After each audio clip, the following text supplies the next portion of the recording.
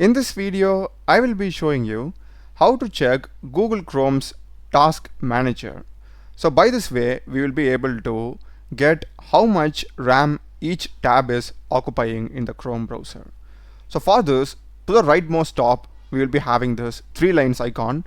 Select this and here hover over More Tools and then click on Task Manager.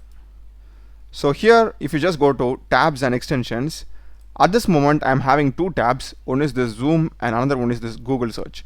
As you can see, I'm having these 2 tabs and this is the amount of RAM that is getting occupied. So it's occupying almost 95 MB of RAM. This is occupying almost 100.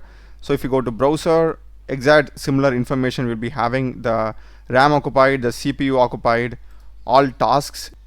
And if you want to get more information about this, simply right click on it and you can even add the CPU time or like all the other parameters over here.